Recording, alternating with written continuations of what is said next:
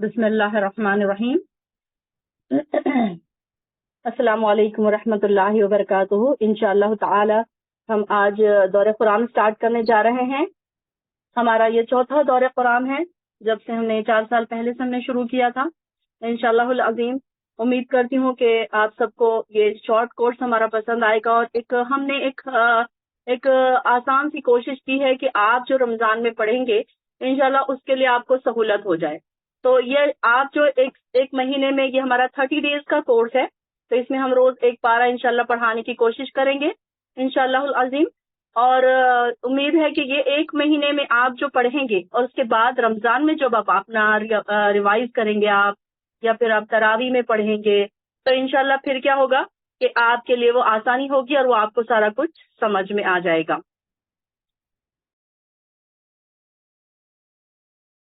تو انشاءاللہ یہاں پر جو بیٹھی ہیں بہنیں، میں ان کو بھی خوش آمدید کہتی ہوں۔ اللہ تعالیٰ ان کے لیے بھی آسانیاں فرمائے، اللہ تعالیٰ ان کو بہت جزائے خیر عطا فرمائے، اور اللہ تعالیٰ ان کو آسانی عطا فرمائے۔ اللہ تعالیٰ انہوں نے یہاں پر اتنا قیمتی وقت نکالا بإذن اللہ تعالیٰ، جس کو اللہ تعالیٰ نے ہدایت دی وہ سارے کے سارے یہاں پہنچ گئے۔ اور یہاں پر انشاءاللہ ہم نے تو کئی لوگوں کو لنک بھیجی، لیکن یہ دیکھیں کہ پہنچے کون ہیں؟ جن کو اللہ تعالیٰ نے پسند کیا۔ اللہ تعالیٰ کے پسندیدہ بندے جو ہیں وہ یہاں پر پہنچے ہیں، اپنے سب کام کاج چھوڑ کر بیٹھے ہیں۔ اللہ تعالیٰ ان پر اپنی رحمتیں برسا رہا ہوگا، نور انڈیل رہا ہوگا۔ جیسے کہ ہم نے حدیث سنی ہے کہ جو اللہ کے لیے بیٹھتا ہے، جمع ہوتے ہیں جو لوگ اللہ تعالیٰ کے لیے، تو وہ کیسے ہیں؟ ایسے ہیں وہ بالکل جیسے کہ وہ اللہ کی محفل میں بیٹھے ہیں، اللہ کے باغیچوں میں بیٹھے ہیں، اللہ کی جنتوں میں سیر کر رہے ہیں، اور ان کے باغیچوں سے پھول توڑ رہے ہیں۔ جیسے ہم کوئی علم لے رہے ہیں، اس کا کیا مطلب ہے کہ جیسے ہم وہاں سے کوئی اللہ کے پاس کی جو جنتیں ہیں وہاں کے باغیچوں میں سے ہم کوئی پھول اپنے پلو میں جمع کر رہے ہیں، بالکل اس کی مثال ایسی ہے۔ پھر دوسری کیا حدیث ہے کہ جہاد پر نکلے ہیں، جیسے کوئی جہاد پر نکلا ہے، جب تک ہم قرآن سیکھ رہے ہوتے ہیں، سکھا رہے ہوتے ہیں، تو اس کا اجر ہمیں جہاد کا مل رہا ہوتا ہے۔ اور ایک ہم نے کیا پڑھا اس کی حدیث، اور کہ جب تک ہم یہاں بیٹھے ہیں، جب تک ہم دین سیکھ رہے ہیں، سکھا رہے ہیں، تو دنیا کی ہر مخلوق ہمارے لیے مغفرت کی دعائیں کر رہی ہیں، فرشتے بھی ہمارے لیے مغفرت کی دعائیں کرتے ہیں، اور اللہ تعالیٰ ایسی محفلوں کو ڈھانپ لیتے ہیں، فرشتے اترتے ہیں، ایسی محفلوں میں فرشتے اترتے ہیں، اور اپنے نور سے، اپنی رحمتوں سے ہم سب کو ڈھانپ لیں گے انشاءاللہ العزیز۔ یہی امید ہے، اور امید ہے کہ انشاءاللہ یہ ہمارا پروگرام آپ سب کو اچھا لگے گا اور فائدے مند ہوگا انشاءاللہ۔ تو ہم شروع کرتے ہیں پہلا پارہ انشاءاللہ۔ ہو سکتا ہے کہ پہلے پارے میں ہمارا تھوڑا سا ٹائم زیادہ لگے کیونکہ سورہ فاتحہ ایک تھوڑا سا زیادہ ٹائم لینے کے قابل ہے، اور بعد میں پھر انشاءاللہ ہم تھوڑا سا شارٹ پڑھتے جائیں گے، جہاں پر ضرورت ہوگی انشاءاللہ صرف ہم وہاں پہ بھی پھر تھوڑا سا ایکسپلین کریں گے۔ تو سب سے پہلی سورت ہے قرآن کی سورۃ الفاتحہ۔ تو سورۃ الفاتحہ، فاتحہ کا کیا مطلب ہے؟ کھولنا، اوپننگ۔ تو یہ قرآن کو کھولنے والی صورت ہے، اس لیے اس کو سب سے پہلے نمبر پر رکھا گیا ہے۔ تو سورہ فاتحہ کی فضیلت سب سے پہلے ہمیں کیا پتہ چلی کہ آپ صلی اللہ علیہ وسلم ایک بار بیٹھے تھے، تو ایک دن جبرائیل علیہ السلام آئے اور انہوں نے آپ کے پاس بیٹھے ہوئے تھے، تو جب انہوں نے اوپر سے ایک زوردار آواز سنی، پھر آپ نے یہ آسمان پوچھا کہ آسمان کا ایک دروازہ ہے، آپ صلی اللہ علیہ وسلم نے فرمایا کہ آسمان کا ایک دروازہ ہے جو آج سے پہلے کبھی نہیں کھلا۔ پھر فرمایا ایک فرشتہ ہے جو آج سے پہلے زمین پر کبھی نہیں اترا۔ پھر اس فرشتے نے آپ کو سلام کیا اور 2 نوروں کی خوشخبری دی، اور یہ 2 نور آپ ہی کو دیے جا رہے ہیں، یہ خوشخبری تھی، اور آپ سے پہلے کسی نبی کو نہیں دیے گئے۔ یہ 2 نور کون کون سے ہیں؟ ایک سورۃ الفاتحہ اور دوسرا سورۃ البقرہ کی 2 آیات۔ اور جب کبھی ان دونوں سے کوئی بھی کلمہ تلاوت کریں گے تو آپ کو وہ چیز ضرور ملے گی، یعنی کہ اس سے دعائیں بھی قبول ہوتی ہیں۔ ہاں ویسے تو ہم نے پڑھا کہ یہ سورۃ الفاتحہ کے بہت سارے نام ہیں، یہ رقیہ بھی ہے اس کا ایک نام۔ اس کے کیا نام ہے؟ اس کے چند نام میں آپ کے سامنے بتاتی ہوں۔ اس کا ام القرآن بھی کہا جاتا ہے، ام القرآن یعنی کہ قرآن کی ماں ام الکتاب بھی کہا جاتا ہے، کتاب کی ماں، اور 7 مثانی بھی کہا جاتا ہے، بار بار دہرائی جانے والی۔ بار بار کہاں دہراتے ہیں ہم؟ نماز میں دہراتے ہیں۔ اس کو شفا بھی کہا جاتا ہے، اس کو رقیہ بھی کہا جاتا ہے، اس کو دعا بھی کہا جاتا ہے، اس کو صلات بھی کہا جاتا ہے، کیونکہ اس کے بغیر نماز بھی نہیں ہوتی۔ تو یہ سارے نام اسی کے ہیں، اور یہ سارے جو ہے اس کی جو اہمیت ہے ہم کو ویسے ہی پتہ ہے۔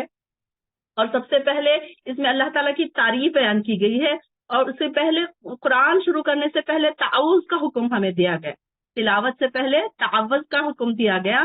قرآن کی تلاوت کیوں تعوذ کا ہمیں حکم دیا گیا؟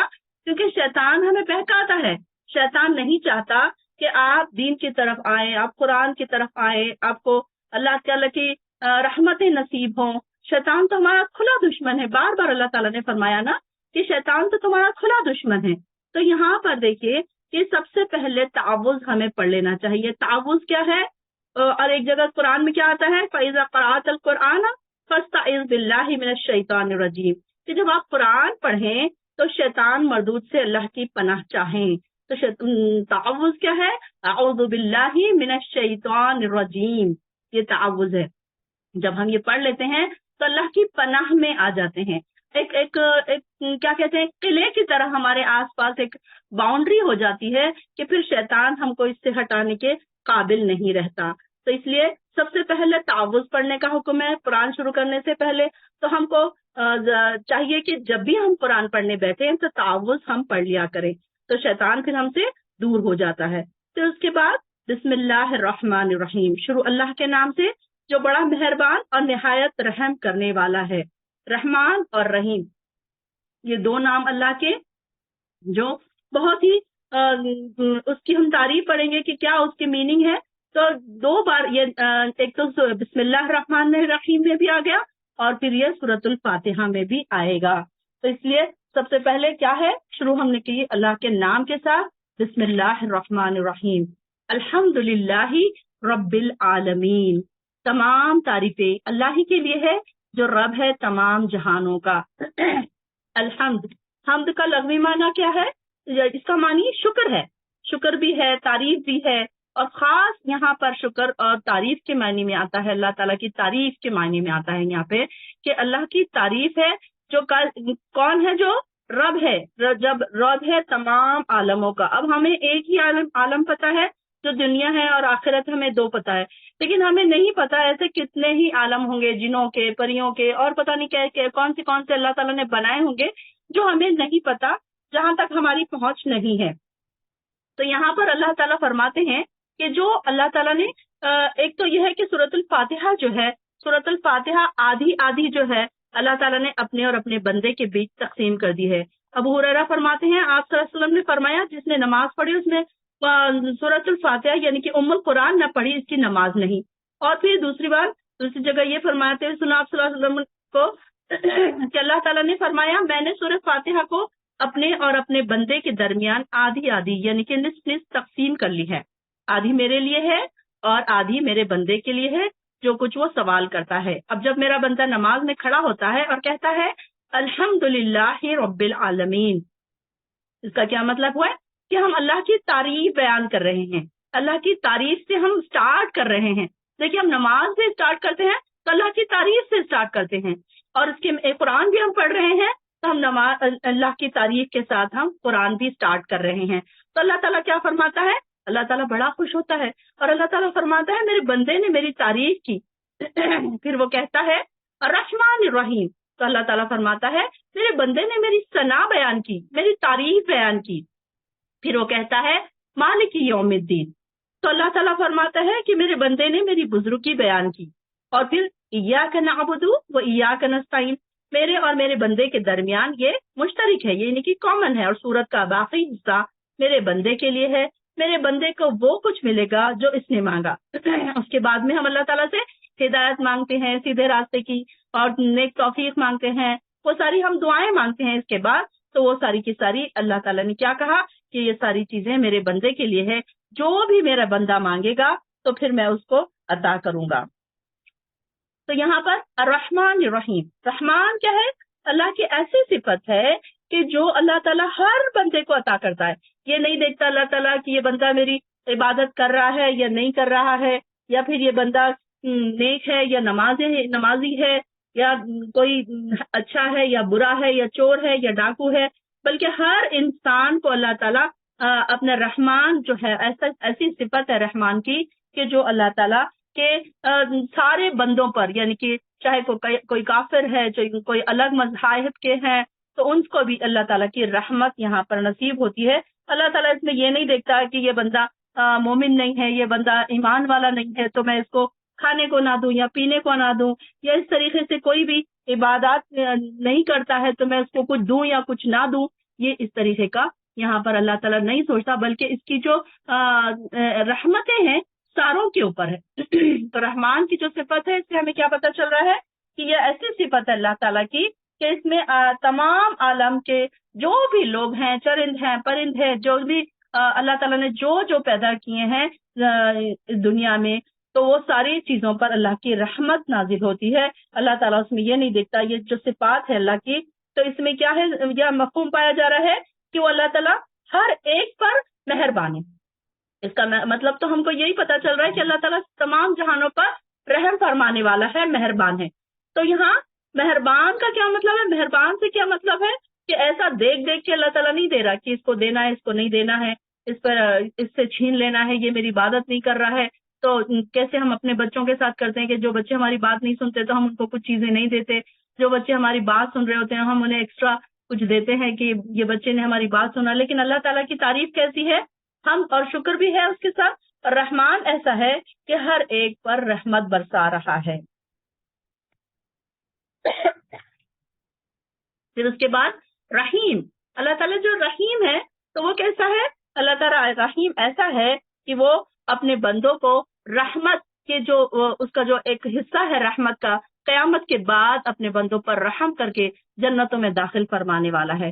تو ایسا اللہ تعالیٰ کی یہ جو صفت ہے وہ اللہ تعالیٰ کی صفت ہمیں بعد میں رحمان اور رحیم کا فرق کیا ہے کہ اس میں اللہ تعالیٰ رحمان جو ہے دنیا میں ہر انسان پر رحم کرنے والا ہے، جو فنا ہونے والی ہے وہ ساری چیزیں ان پر رحم کرنے والا. اور رحیم کیا ہے کہ ایسا رب جو اللہ تعالیٰ جو رحم کر کے انسان کو معاف کر دے گا، دوزخوں سے نکال دے گا، جنتوں میں داخل فرما دے گا، اور پھر اسی طریقے سے کئی لوگوں کو بغیر حساب کتاب کے جنت میں داخل فرما دے گا. تو یہ ساری چیزیں کیا ہیں؟ اللہ تعالیٰ کے ہاتھ میں ہے، اللہ تعالیٰ کے رحم و کرم پر ہے. تو رحمان رحیم پروردگار کیسا ہے؟ تمام جہانوں کا رب ہے جو بڑا مہربان اور نہایت رحم کرنے والا ہے. مالک یوم الدین، جو مالک ہے یوم الدین یعنی کہ روز جزا کا، ڈے آف ججمنٹ کا مالک ہے. تو یہ بھی اس کی ایک صفت ہے کہ اللہ تعالیٰ ڈے آف ججمنٹ کا مالک ہے. ہم یہ سب جانتے ہیں کہ اللہ تعالیٰ قیامت کے دن ہمارا حساب کتاب کر دے گا اور اس دن ہمیں بتا دے گا جو ہم کچھ لے کر گئے ہیں. تو اسی طریقے سے ایاک نعبد، اور ہم صرف تجھی سے مدد مانگتے ہیں. ایاک صرف تجھی سے، نعبد ہم مدد مانگتے ہیں، وہ ایاک نستعین ہم تیری ہی عبادت کرتے ہیں، وہ ایاک نستعین اور ہم صرف تجھی سے مدد مانگتے ہیں. نعبد عبد سے ہے، عبد یعنی کہ غلام، بندہ.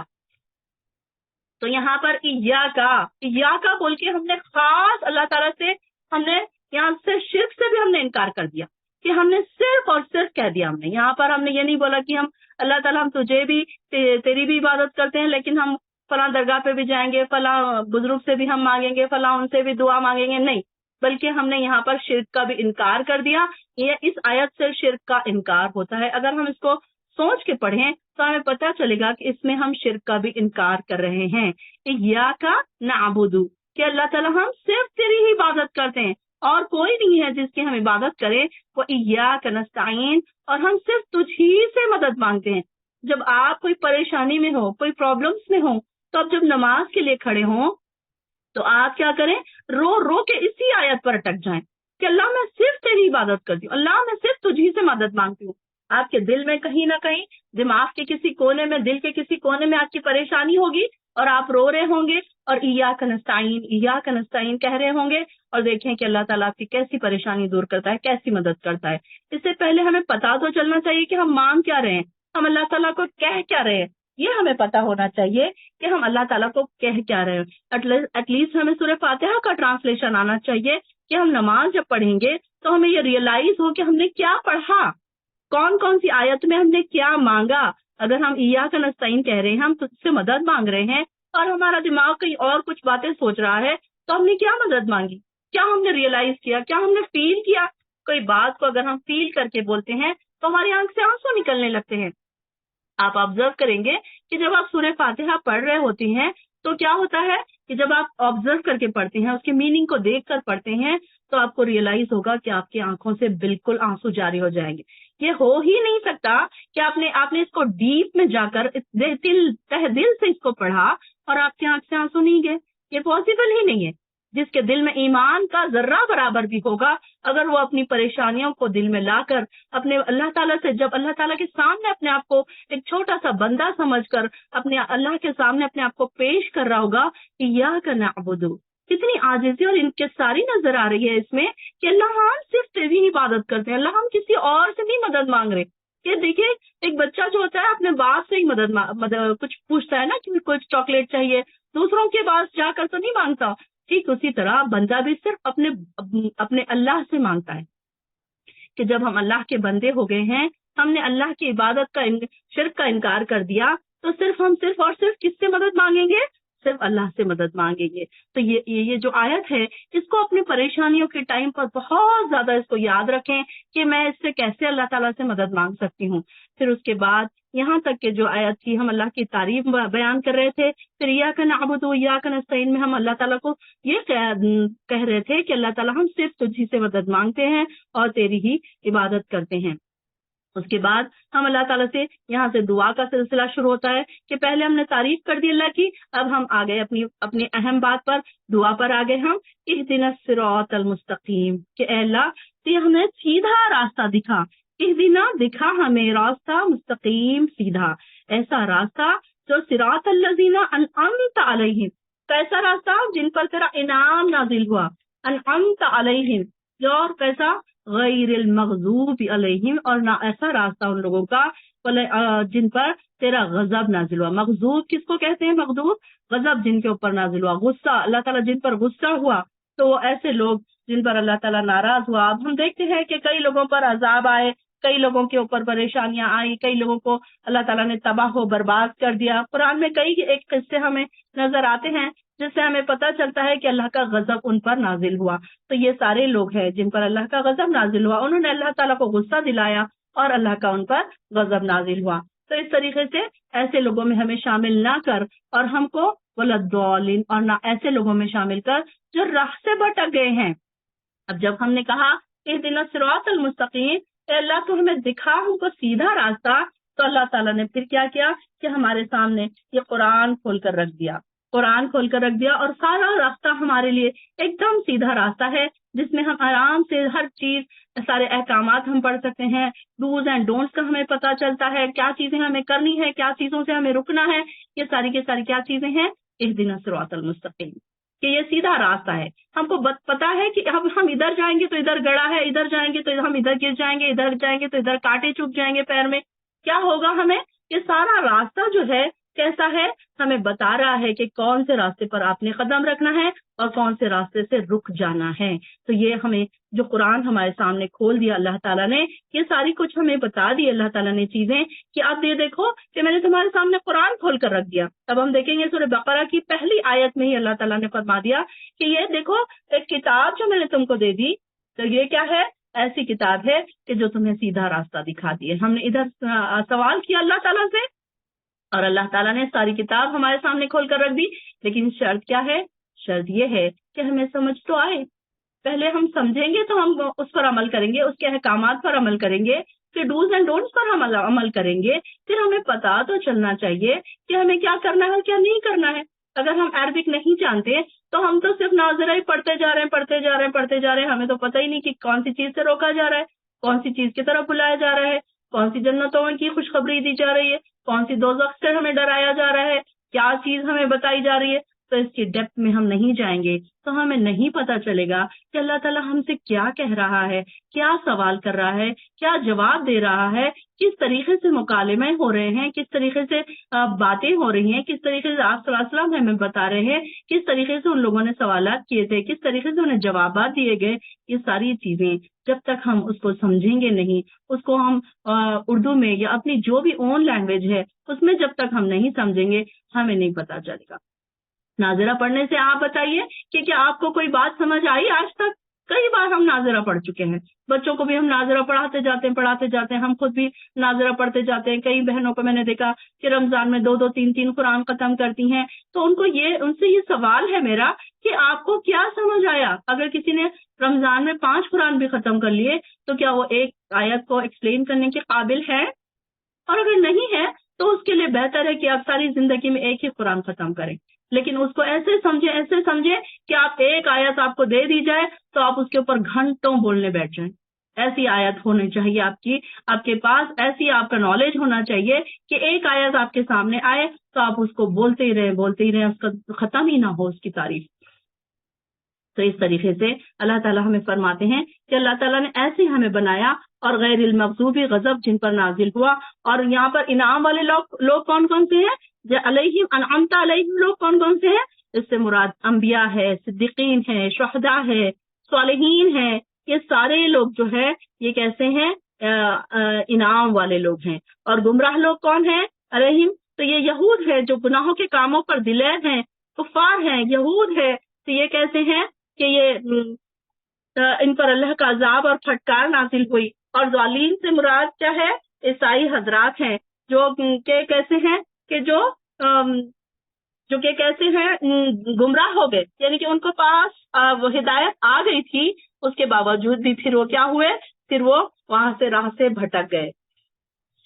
چلیے یہاں سے ہمارا سورۃ البقرہ شروع ہوتا ہے. سورۃ البقرہ بسم اللہ الرحمن الرحیم. سورۃ بقرہ کی کیا فضیلت ہے؟ سب سے اہم فضیلت یہ ہے، ہماری بہنوں کو ساروں کو پتا ہے، لیکن ایک ایسی میں گو تھرو کر رہی ہوں جو ہماری نئی بہنیں ان کے لیے، کہ جس گھر میں سورۃ البقرہ پڑھی جائے گی شیطان وہاں سے گھر سے نکل جاتا ہے. اور یہاں پہ یہ صورتوں کو 2 جگمگانے والی صورتیں کہا گیا ہے. ایک کون سی؟ ایک تو سورۃ البقرہ اور آل عمران، یعنی کہ قیامت کے دن وہ اس حال میں آئیں گی جیسے وہ 2 بادل یا 2 صاحبان یا پرندوں کے 2 جھنڈ ہیں، اور وہ اپنے پڑھنے والوں کی طرف سے مغفرت کے لیے جھگڑا کریں گی. لہٰذا سورہ بقرہ پڑھا کرو، اور اسے حاصل کرنا برکت ہے اور چھوڑ دینا حسرت ہے. یعنی کہ اس کو اگر ہم پڑھتے رہیں گے تو کوئی باطل قوتیں جو ہے، جادو ہے، ٹونا ہے، اثرات ہے، یہ ساری چیزیں آپ کے اوپر اثر انداز نہیں ہوں گی. تو اس کے لیے یہ ہم کو روز پڑھنے کی ایک عادت بنانی چاہیے. ضروری نہیں ہے کہ آپ پوری پڑھیں، بلکہ تھوڑی بھی پڑھ سکتے ہیں. اور مدنی صورتوں میں سب سے پہلے یہ جو مکے میں 86 صورتیں نازل ہوئی تھی، اور اس کے بعد اس کا نزول کے اعتبار سے اس کا نمبر 87 ہے، لیکن اس کو 2nd نمبر پر رکھا گیا ہے. تو سورہ بقرہ کے نزول کا پس منظر اصل میں کیا ہے کہ مدینہ پہنچ رسول اللہ صلی اللہ علیہ وسلم نے پہلا کام جو کیا وہ مسجد نبوی کی تعمیر کی، تاکہ مسلمان دن میں 5 دفعہ اکٹھا ہو کر نماز ادا کر سکے. اب مکے میں تو یہ سب نہیں ہوتا تھا کہ نماز اکٹھا ادا کر سکے، اتنا وہاں پر سارے لوگوں کا ڈر ہوا کرتا تھا. تو جب آپ صلی اللہ علیہ وسلم مدینہ آئے تو سب سے پہلے آپ صلی اللہ علیہ وسلم نے کیا کیا کہ مسجد نبوی کی تعمیر کی. اور دوسرا اہم مسئلہ کیا تھا کہ مہاجرین کی آباد کاری، یعنی کہ آپ صلی اللہ علیہ وسلم کے ساتھ جو مہاجرین آئے تھے ان کو آباد کرنا تھا. ان کو گھر نہیں تھے، ان کو کوئی کھانا اور پینا اور ان کا رہنے کا انتظام نہیں تھا، تو یہ ساری چیزوں کا انتظام کرنا تھا. تو پھر اللہ تعالیٰ نے کیا تیسرا اہم مسئلہ کیا تھا کہ مدینے کی ایک چھوٹی سی اسلامی ریاست کا دفاع بھی کرنا تھا. کہ یعنی کہ ایک چھوٹی سی، اب یہ ایک چھوٹا سا گروپ تھا جو ان کے دشمن بھی بہت زیادہ تھے، کیونکہ مکے میں جب تھے تو وہاں پہ ان کے الگ دشمن تھے. جب مدینہ آئے تو مدینے میں کون سے دشمن ہو گئے؟ یہود مسلمانوں کے دشمن بن گئے. کہ وہ کیا سوچتے تھے کہ جو آنے والا نبی ہے سیدنا اسحاق کی اولاد کے بجائے سیدنا اسماعیل کی اولاد سے کیوں آیا؟ تو یہ ان کی دشمنی تھی. تو یہاں پر بھی ان کے دشمن تھے موجود، تو ان کے دشمنوں سے اپنے دفاع کرنا بھی ان کے لیے ضروری تھا. تو یہاں پر شروع کرتے ہیں. بسم اللہ الرحمن الرحیم. الف لام میم، یہ کیا ہے؟ حروف مقطعات ہیں. حروف مقطعات سے کیا مراد ہے؟ یعنی کہ ایسے الفاظ جن کا میننگ اللہ تعالیٰ نے ہمیں نہیں بتایا. بہت سارے لوگ اس کے نمبرز کو کاؤنٹ کر کے کچھ نمبرز جڑا کر کچھ میننگز نکالنے کی کوشش کرتے ہیں، بلکہ جبکہ وہ غلط ہے. اس طریقے سے ہمیں کرنا نہیں چاہیے. جو چیز اللہ تعالیٰ نے ہم سے پردے میں رکھی اسے ہم کو زیادہ اس کے اندر جانے کی، اسے کھریچنے کی کوشش نہیں کرنی چاہیے. تو ہم دیکھتے ہیں کہ قرآن کی 29 صورتوں کے ابتدا میں ایسے حروف آئے ہیں، جس میں سے یہ ایک پہلا الفاظ ہے کہ الف لام میم. اس کے الفاظ کے میننگ صرف اللہ تعالیٰ ہی بہتر جانتا ہے. ذالک الکتاب، لا ریب فیہ، یہ ایک ایسی کتاب ہے جس میں کوئی شک نہیں ہے، کوئی گنجائش نہیں ہے، اور اس میں ڈرنے والوں کے لیے ہدایت ہے۔ اور یہاں پر آپ دیکھیے کہ جب ہم نے اللہ تعالیٰ سے سورۃ الفاتحہ میں کیا مانگا تھا، اہدنا الصراط المستقیم، اہدنا الصراط المستقیم، ہم نے کیا مانگا کہ اللہ ہمیں سیدھا راستہ دکھا، تو اللہ تعالیٰ نے کیا کہا اس کے جواب میں، ذالک الکتاب لا ریب فیہ، کہ یہ ایک ایسی کتاب ہے جس میں کوئی شک نہیں ہے اور اس میں ڈرنے والوں کے لیے ہدایت ہے۔ یہ ہدایت والی کتاب اللہ تعالیٰ نے ہمارے سامنے کھول دی، سامنے رکھ دی، اور اس میں پھر اب دیکھیے کہ اس میں آگے کیا بتایا جا رہا ہے کہ کس کے لیے ہدایت ہے، جو غیب پر ایمان لاتے ہیں، نماز قائم کرتے ہیں، اور جو کچھ ہم نے انہیں دے رکھا ہے اس میں سے خرچ کرتے ہیں۔ اب یہ مومنین کی صفات بتائی جا رہی ہے کہ ہدایت تو ہر کوئی نہیں پا سکتا۔ اب دیکھیں کہ جیسے گروپ میں 200 لوگ ہیں، لیکن ہدایت پانے والے چند ہی ایک لوگ ہیں جنہوں نے فوراً گروپ لنک جوائن کر لی، لیکن باقی کے لوگ بھی مسلمان ہیں، مومن ہیں، جو بھی ہیں، لیکن انہوں نے ہدایت نہیں لی کہ جس کو اللہ تعالیٰ نے ہدایت دی وہی انہوں نے ہدایت لے لی۔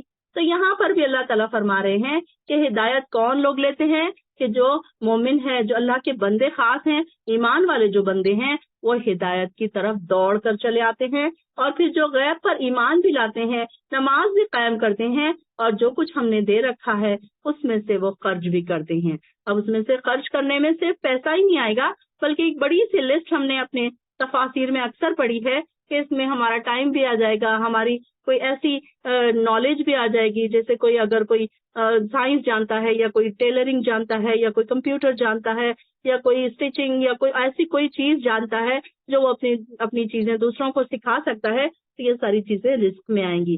پھر اپنا قیمتی وقت جو ہم کسی کو دے رہے ہیں وہ بھی رزق میں آئے گا، کہ وہ اللہ تعالیٰ نے جو آپ کو عطا کی ہیں چیزیں، اس میں سے ہم آپ کو ہم دوسروں پر خرچ کر رہے ہیں، تو یہ سب کیا ہے، یہ ساری چیزیں رزق میں آ رہی ہیں۔ آپ آدھی رات کو اٹھ کر کسی کو ہوم ورک کمپلیٹ کر رہے ہیں، یہ بھی رزق میں آ رہا ہے۔ کسی کو آپ پڑھا رہے ہیں، کسی کو آپ فری تعلیم دے رہے ہیں، یہ بھی رزق میں آئے گا کہ اللہ تعالیٰ نے آپ کو عطا کیا، اس میں سے آپ خرچ کر رہے ہیں۔ آپ کا اس میں اپنا کوئی خاص وہ نہیں ہے کہ یہ میں نے اپنے اس سے بنایا ہے، یا میرا دماغ ایسا خود سے میں نے بنایا ہے، بلکہ یہ ساری چیزیں اللہ تعالیٰ جس کو عطا کرتا ہے، جس کو پسند کرتا ہے، اس کو عطا کر دیتا ہے، اور پھر وہ بندہ جو بندے مومن ہو تو وہ پھر کیا کرتا ہے، وہ اللہ تعالیٰ کی تعریف بیان کرتا ہے، اس پر اکڑتا نہیں ہے، وہ یہ نہیں سوچتا کہ اب میں تو بڑی چیز ہوں، تو میرے پاس تو یہ ساری چیزیں آ گئی، تو اب میں اس کو کیسے بھی استعمال کروں، نہیں، بلکہ وہ اس کا صحیح استعمال کرتا ہے۔ فالذین یؤمنون، اور وہ لوگ آپ کی طرف نازل شدہ وحی پر ایمان لاتے ہیں، اور اس پر بھی جو آپ سے پہلے نبیوں پر اتاری گئی، اور وہ آخرت کے دن پر بھی یقین رکھتے ہیں، ایسے ہی لوگ اپنے پروردگار کی طرف سے ہدایت پر ہیں، اور یہی لوگ فلاح پانے والے ہیں۔ اب یہ متقی کی صفات بتائی گئی ہیں کہ یہ لوگ جو ہیں اپنے پروردگار کی طرف سے ہدایت پر کیوں ہیں، کیونکہ یہ ساری چیزیں جو اللہ تعالیٰ نے یا نبیوں نے ان کے اس سے پہلے بھی جو کتابیں نازل کی گئی تھی اس پر بھی وہ ایمان لانے والے تھے، اس پہ بھی انہوں نے سمعنا و اطعنا کہا، اور جو یہی لوگ سارے کے سارے فلاح پانے والے ہیں۔ بے شک جن لوگوں نے یہ ساری چیزوں کا انکار کیا اور آپ انہیں ڈرائیں یا نہ ڈرائیں، ان کے لیے ایک ہی بات ہے، یعنی وہ ایمان نہیں لائیں گے۔ اللہ نے ان کے دلوں اور کانوں پر مہر لگا دی ہے، اور ان کی آنکھوں پر پردہ پڑ گیا ہے، اور ان کے لیے بہت بڑا عذاب ہے۔ اب یہاں پر دیکھیے کہ کچھ لوگ ہمارے آس پاس ہم دیکھتے ہیں کہ ایسے لوگ ہیں کہ وہ لوگ کیا کرتے ہیں کہ ہم انہیں کتنا بھی بلائیں، دین کی طرف بلائیں، کلاسز کی طرف بلائیں، قرآن کی طرف بلائیں، نمازوں کی طرف بلائیں، آپ انہیں دوزخ سے ڈرائیں، لیکن ان پر کوئی اثر نہیں ہوتا۔ بس وہ آپ سے کہتے ہیں کہ ہاں ٹھیک ہے، آپ دعا کریے ہمارے لیے، اور وہ ان کو جو کرنا ہے وہ کرتے رہتے ہیں۔ تو ایسی دعا کا کیا فائدہ جب انسان خود ہی اپنے آپ کو بدلنا نہ چاہے؟ تو یہاں پر اللہ تعالیٰ فرما رہے ہیں کہ یہ ایسے لوگ ہیں، چاہے آپ انہیں ڈرائیں یا نہ ڈرائیں، دونوں ہی برابر ہے۔ تو اللہ تعالیٰ نے ایسے لوگوں کے دلوں پر اور کانوں پر مہر لگا دیے، سیل لگا دیے، کہ اب وہ نہ اس میں سے کوئی چیز باہر آئے گی، نہ ان کے اندر کوئی دلوں میں ان کے کوئی چیز جائے گی۔ اللہ تعالیٰ ہمیں بچائے مہر لگانے سے۔ کئی لوگ ایسے ہوتے ہیں کہ جو ایک دم سخت دل ہو جاتے ہیں کہ ان کے دلوں پر ایسی مہر لگ جاتی ہے کہ چاہے آپ ان کے سامنے کتنے بڑے سے بڑے انسیڈنٹس ہو جائیں ان کے سامنے، لیکن کیا ہو کہ وہ کوئی اثر ہی نہیں لیتے۔ اور کچھ لوگ ایسے سافٹ دل ہوتے ہیں، کمزور دل کے ہوتے ہیں کہ ان کے سامنے ایک چھوٹا سا واقعہ پیش آ جائے تو وہ فوراً ہی رو پڑتے ہیں، فوراً ان کے ایمان تازہ ہو جاتے ہیں، فوراً ان کے ایمان بڑھ جاتے ہیں، فوراً ان کا شکر بڑھ جاتا ہے۔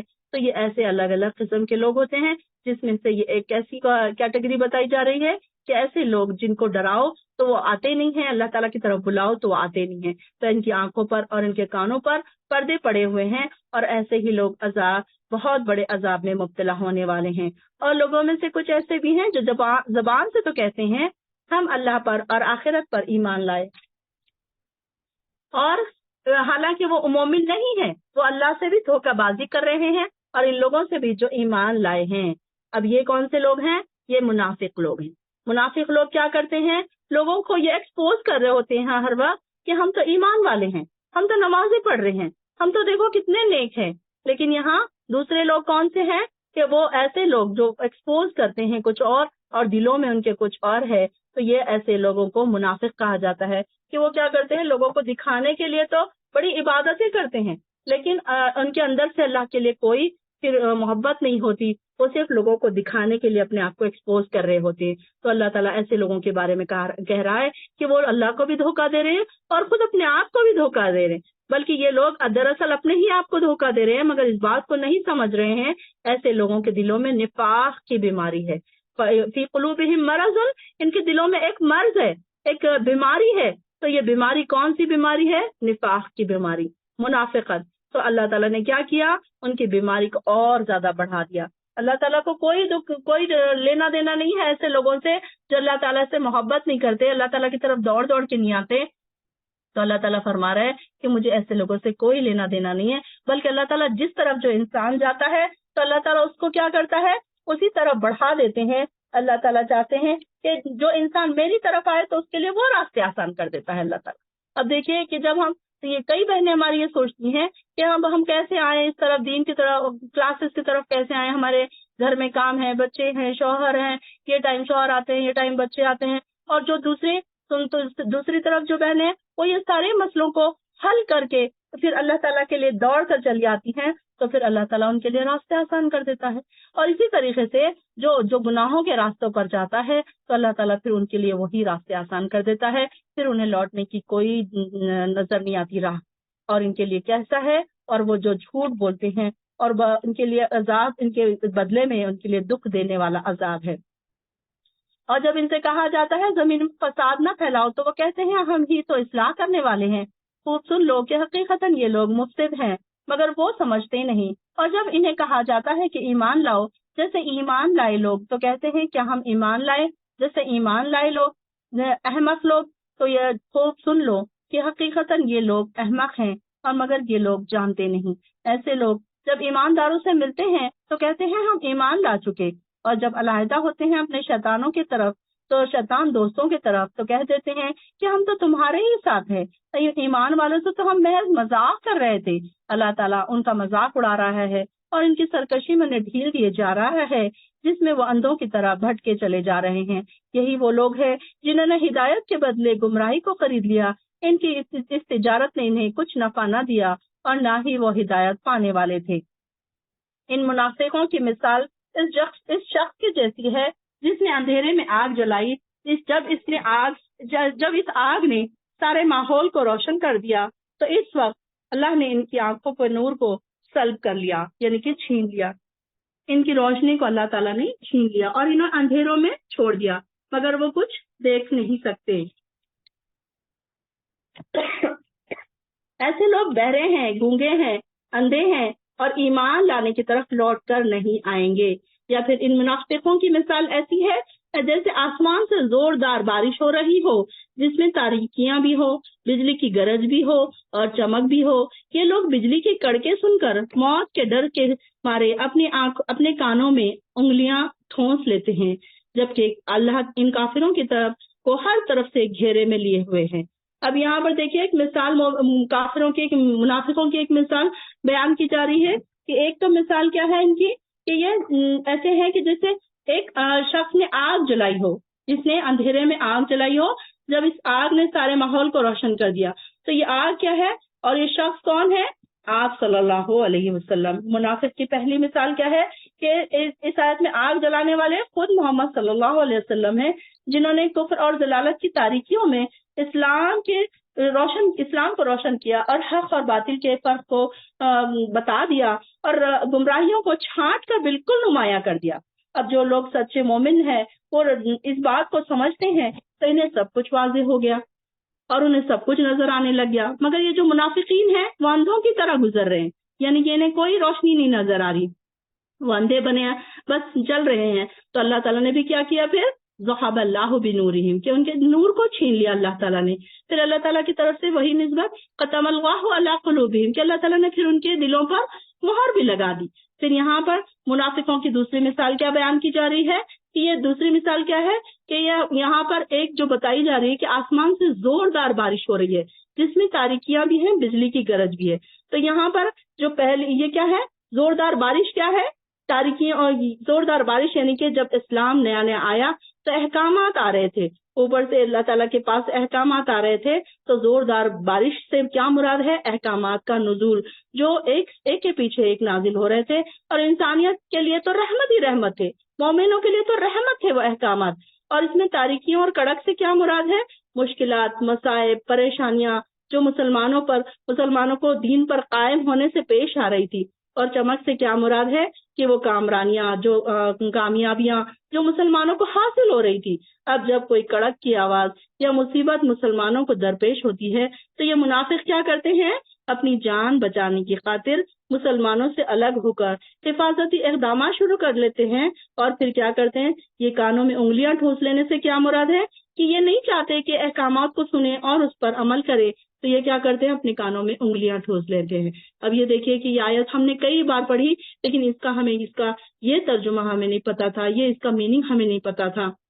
اس کو اگر ہم ٹرانسلیشن کے حساب سے لیں گے تو ہم ایز اٹ از اس کو لے لیں گے کہ شاید بارش ہو رہی ہو، شاید اندھیری رات ہو، بجلی چمک رہی ہو، اسی کے میننگ میں ہم لیں گے۔ لیکن اس کا میننگ کیا بن رہا ہے، دیکھیے آج ہمیں اس کا پتہ چل رہا ہے۔ تو اللہ تعالیٰ کیا کہہ رہا ہے، جب بجلی کی چمک سے کچھ روشنی پڑتی ہے تو وہ چل پڑتے ہیں، اور جب اندھیرا ہو جاتا ہے تو ٹھہر جاتے ہیں۔ اور اگر اللہ چاہتا تو اس میں کڑک سے ان کی سماعت کو، اور یعنی کہ ان کی سننے کی صلاحیت اور دیکھنے کی جو صلاحیت ہے اس کو چھین لیتا۔ اللہ تعالیٰ ہر چیز پر قادر ہے۔ تو یعنی کہ جب کوئی کڑک یا آواز یا مصیبت مسلمانوں کو درپیش ہوتی ہے تو یہ منافق کیا کرتے ہیں، اپنی جان بچانے کی خاطر مسلمانوں سے الگ ہو جاتے ہیں، اور پھر اسی طریقے سے جب کوئی فائدہ پہنچتا ہے تو فوراً کیا کرتے ہیں، مسلمانوں کے ساتھ ہو جاتے ہیں۔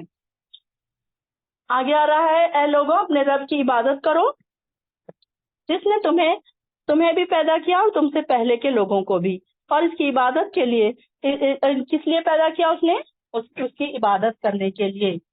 اس لیے نہیں کہ ہم بس دنیا میں جائیں اور انجوائمنٹ کریں، بلکہ اللہ تعالیٰ نے پیدا کرنے کا مقصد کیا ہے کہ اس کی عبادت کی جائے، اور کیا مقصد ہے، تاکہ تم پرہیزگار بن جاؤ۔ اس اللہ کی عبادت کرو جس نے تمہارے لیے زمین کو فرش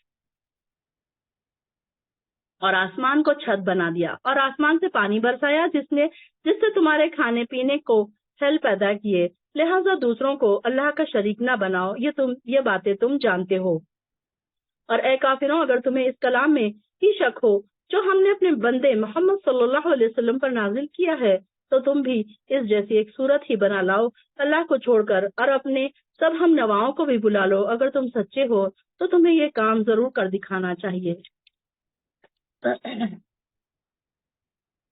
پھر اگر تم یہ کام نہ کر سکو تو اور یقیناً تم نہیں کر سکو گے تو پھر اس دوزخ کی آگ سے ڈر جاؤ جس کا ایندھن انسان اور پتھر ہوں گے، اور دوزخ کی آگ ایسے ہی کافروں کے لیے تیار کی گئی ہے۔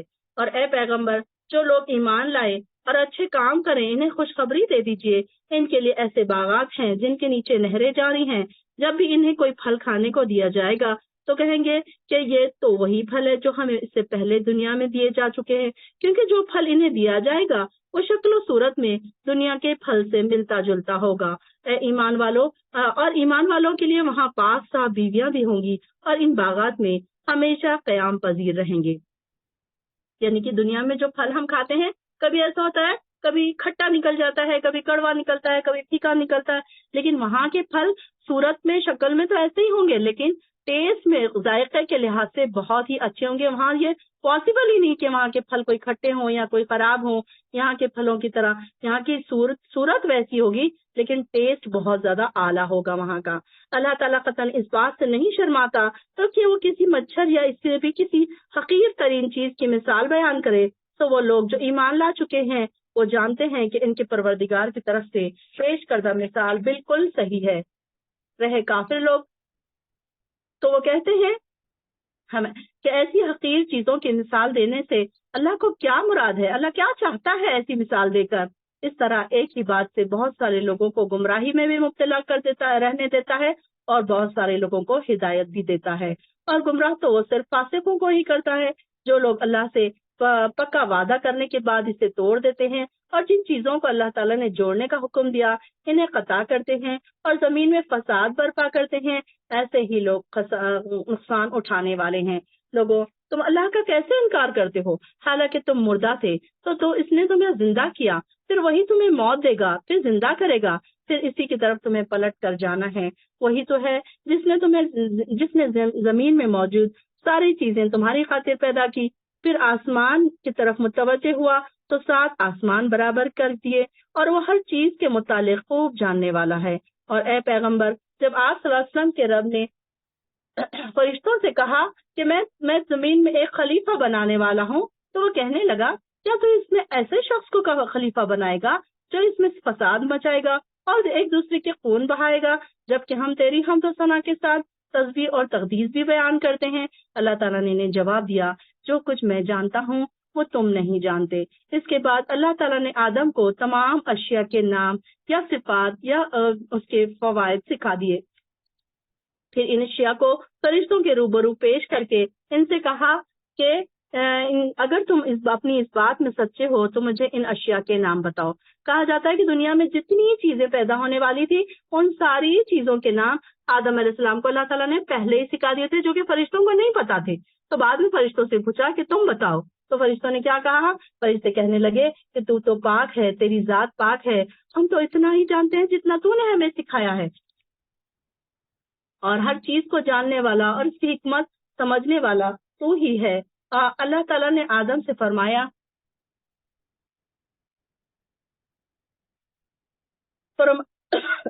اللہ تعالیٰ نے آدم سے فرمایا، اے آدم، ان فرشتوں کو ان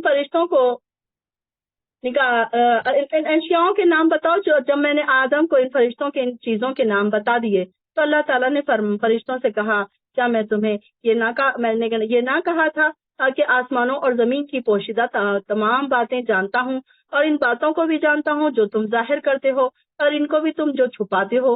اور وہ وقت بھی یاد کرو جب ہم نے فرشتوں سے کہا کہ آدم کو سجدہ کرو۔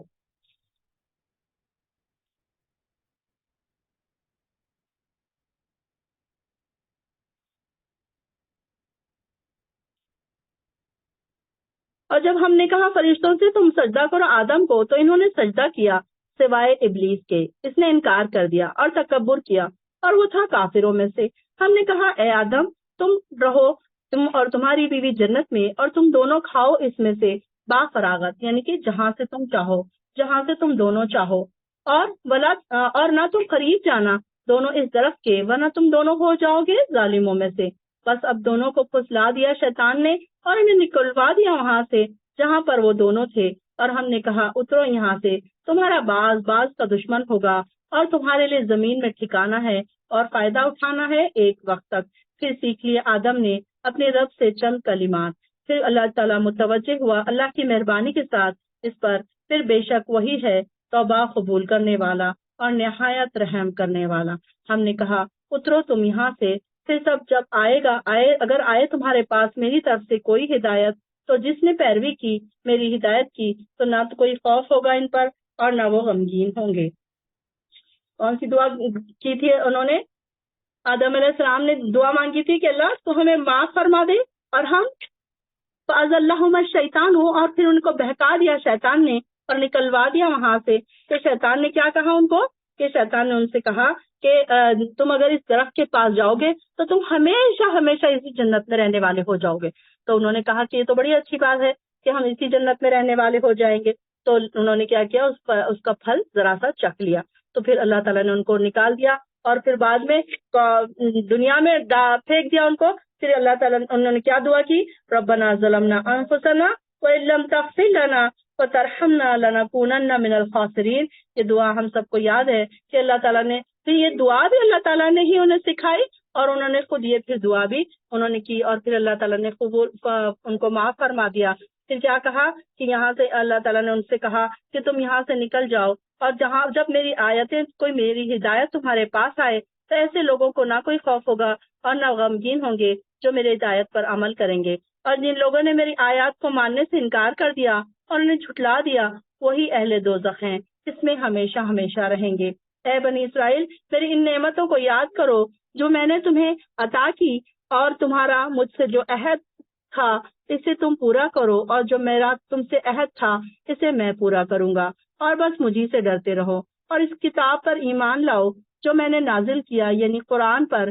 یہ کتاب اس کتاب کی تصدیق کرتی ہے جو تمہارے پاس ہے، لہذا اس کے سب سے پہلے منکر تم ہی نہ بنو، نہ میری آیات کی تھوڑی سی قیمت کے بدلے میں بیچ ڈالو، اور ڈرو تم صرف مجھی سے، اور نہ ہی حق اور باطل کی آمیزش کرو، یعنی کہ نہ ملاؤ حق کو باطل سے، اور سچی بات کو نہ چھپاؤ، اور نماز قائم کرو اور زکوٰۃ ادا کرتے رہو، اور رکوع کرنے والوں کے ساتھ تم بھی رکوع کیا کرو۔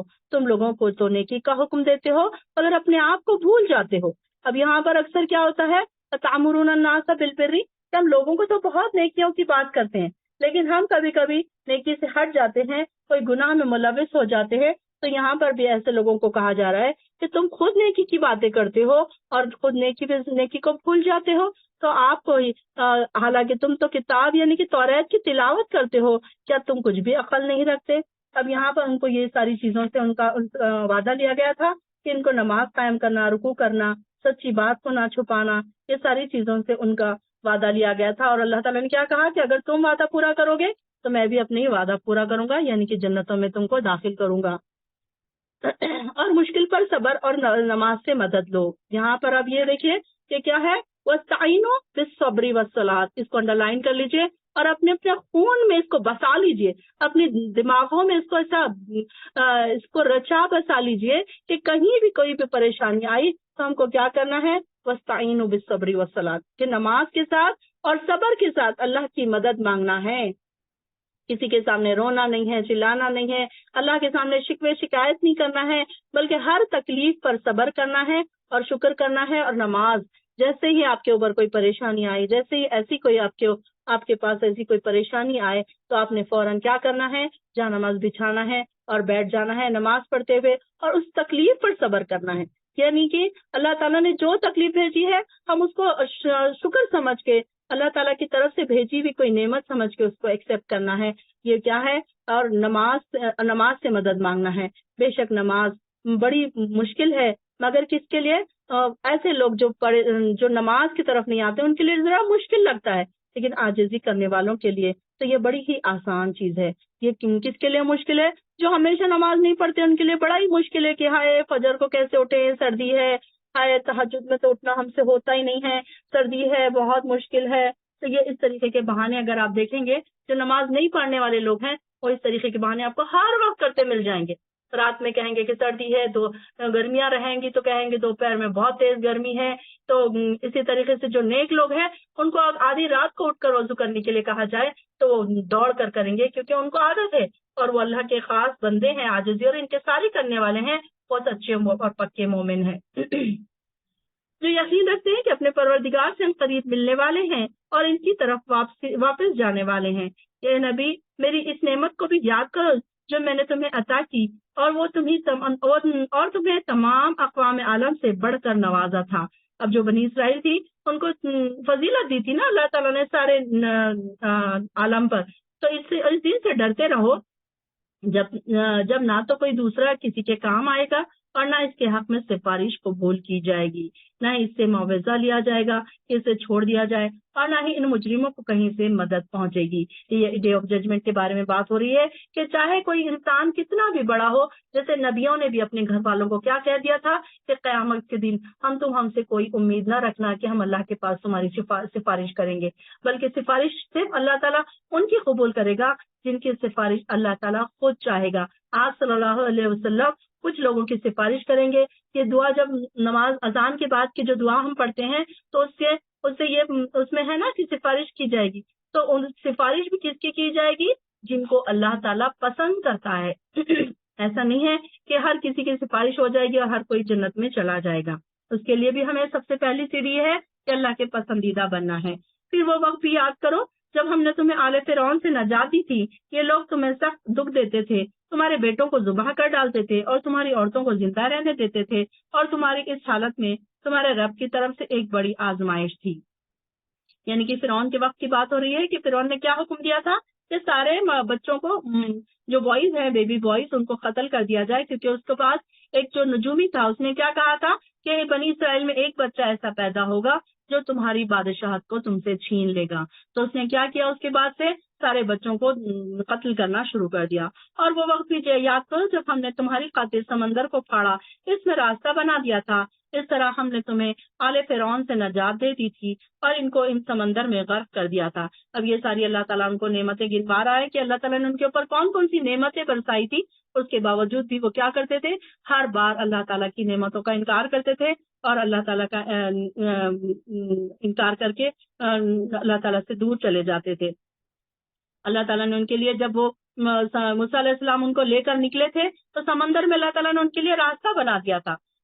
اور وہ واقعہ بھی یاد کرو جب ہم نے موسیٰ علیہ السلام کو 40 راتوں کے وعدے پر بلایا تو ان کی غیر موجودگی میں تم نے بچڑے کو معبود بنا لیا اور تم ظالم تھے. پھر اس کے بعد ہم نے تمہارا یہ جرم بھی معاف کر دیا، شاید کہ تم اب شکر گزار بن جاؤ. پھر ہم نے موسیٰ کو کتاب عطا کی تاکہ تم ہدایت پا سکو. اب جب موسیٰ علیہ السلام 40 راتوں کے لیے اللہ تعالیٰ نے ان کو کوہ طور پر بلایا تو پیچھے سے ان لوگوں نے کیا کیا، جب موسیٰ علیہ السلام تو نہیں آ رہے ہیں، ہم کیا کرتے ہیں کہ ہمارے پاس جو گولڈ پڑا ہے اس کا ہم ایک بچڑا بنا لیتے ہیں اور اس کی ہم پوجا کرتے ہیں.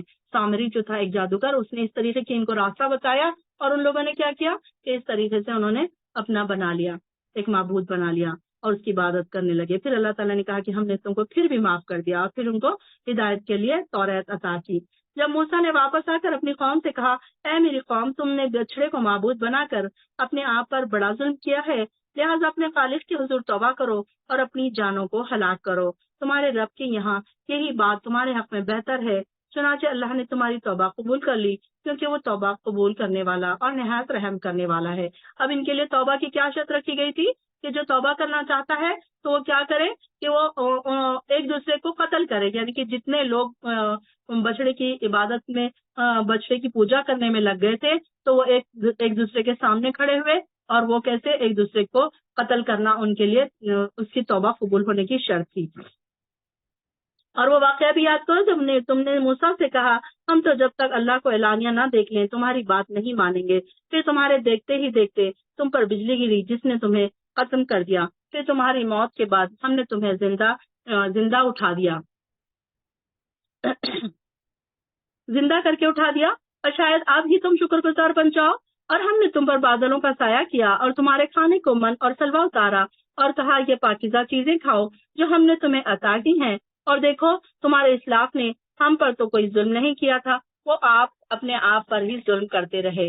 اور وہ واقعہ بھی یاد کرو جب ہم نے انہیں کہا تھا اس بستی میں داخل ہو جاؤ اور جہاں سے جی چاہے سیر ہو کر کھاؤ پیو، البتہ جب اس بستی کے دروازے سے گزرنے لگو تو سجدہ کرتے ہوئے گزر جانا اور حطتن کہتے جانا، ہم تمہاری خطائیں معاف کر دیں گے اور نیکوکاروں پر مزید فضل و کرم کریں گے.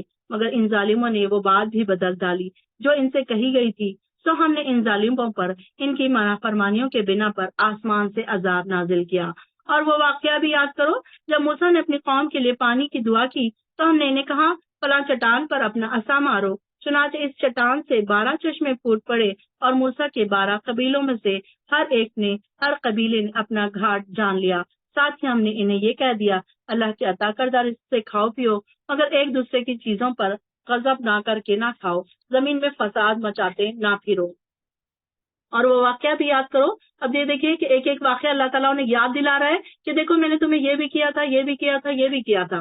اور وہ واقعہ بھی یاد کرو جب تم نے موسیٰ سے کہا تھا، موسیٰ ہم ایک ہی طرح کے کھانے پر ہرگز صبر نہیں کر سکتے، لہٰذا ہمارے لیے اپنے رب سے ان چیزوں کے لیے دعا کرو جو زمین سے پیدا ہوتی ہے، جیسے ساگ، ترکاری، گیہوں، مسور اور پیاز وغیرہ. موسیٰ علیہ السلام نے انہیں کہا کیا تم بہتر چیز کے بدلے گھٹیا چیز تبدیل کرنا چاہتے تھے؟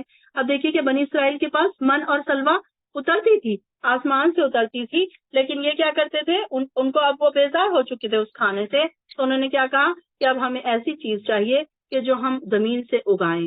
تو یہاں یہی بات ہے کہ تو ان سے کہا گیا کہ کیا تم بہتر چیز کے بدلے گھٹیا چیز تبدیل کرنا چاہتے ہو؟